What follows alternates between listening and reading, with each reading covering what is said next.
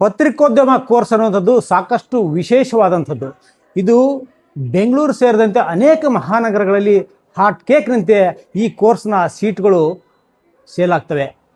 ಆದರೆ ಈ ಭಾಗದಲ್ಲಿ ಅಂದರೆ ಉತ್ತರ ಕರ್ನಾಟಕ ಭಾಗದಲ್ಲಿ ಈ ಬಗ್ಗೆ ಹೆಚ್ಚಿನ ಒಂದು ಜಾಗೃತಿ ಮಾಡ್ಕೊಳ್ಬೇಕಾದ್ದು, ವಿದ್ಯಾರ್ಥಿಗಳು ತಿಳ್ಕೊಬೇಕಾದ ಅವಶ್ಯಕತೆ ಇದೆ.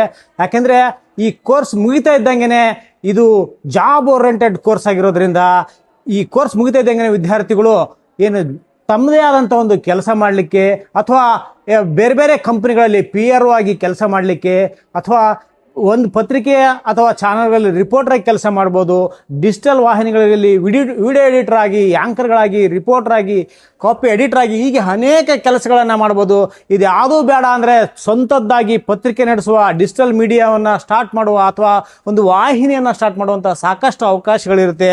ಇದ್ರ ಜೊತೆಗೇ ವಿವಿಧ ಕಂಪ್ನಿಗಳಲ್ಲಿ ಏನು ಈ ಒಂದು ಸೋಷಿಯಲ್ ಮೀಡಿಯಾ ಹ್ಯಾಂಡಲ್ ಮಾಡಲಿಕ್ಕೆ ಆಗಿನೇ ಸೋಷಿಯಲ್ ಮೀಡಿಯಾ ಹ್ಯಾಂಡ್ಲರ್ನ ಆಗಿ ನೇಮಕ ಮಾಡ್ತಾರೆ. ಇದರ ಜೊತೆಗೆ ವಿವಿಧ ಕಂಪ್ನಿಗಳಲ್ಲಿ PRO ಆಗಿ ಮತ್ತು ಕಮ್ಯುನಿಕೇಷನ್ ಏನು ಆಫೀಸರ್ ಆಗಿ ಹಾಗೆಯೇ ಅನೇಕ ಹುದ್ದೆಗಳನ್ನು ಈ ಪಡೀಲಿಕ್ಕೆ ಅವಕಾಶವನ್ನು ಕೊಡುವಂಥದ್ದು. ಇದ್ರ ಜೊತೆಗೇ ನೀವು ಕಾಲೇಜುಗಳಿರಲಿ, ವಾರ್ತಾ ಇಲಾಖೆಯಲ್ಲಿ ಇರಲಿ, ಅನೇಕ ಕಡೆಗಳಲ್ಲಿ ಸರ್ಕಾರಿ ಹುದ್ದೆಗಳಲ್ಲಿ ಕೂಡ ನೇಮಕ ಮಾಡುವಂಥ ಒಂದು ವಿಶೇಷ ಒಂದು ಅವಕಾಶ ಒದಗಿಸುವಂಥ ಈ ಒಂದು ಪತ್ರಿಕೋದ್ಯಮ ಕೋರ್ಸ್ಗೆ ತಾವೆಲ್ಲರೂ ಜಾಯ್ನ್ ಆದರೆ ಸಾಕಷ್ಟು ಅವಕಾಶಗಳು ಮತ್ತು ತಾವು ತಮ್ಮ ಸ್ವಂತ ಕಾಲ ಮೇಲೆ ನಿಲ್ಲಕ್ಕೆ ಒಂದು ಹೆಚ್ಚಿನ ಒಂದು ಅವಕಾಶ ಕೊಡುವಂಥ ಒಂದು ಮಹತ್ವದ ಕೋರ್ಸು ಈ ಪತ್ರಿಕೋದ್ಯಮ ಕೋರ್ಸು. ಇದನ್ನು ಪ್ರತಿಯೊಬ್ಬರು ಆಯ್ಕೆ ಮಾಡಿಕೊಂಡಲ್ಲಿ ತಮ್ಮ ಭವಿಷ್ಯ ಭದ್ರವಾಗಿರಲಿಕ್ಕೆ ಸಾಧ್ಯ ಅಂತ ಹೇಳ್ಬೋದು.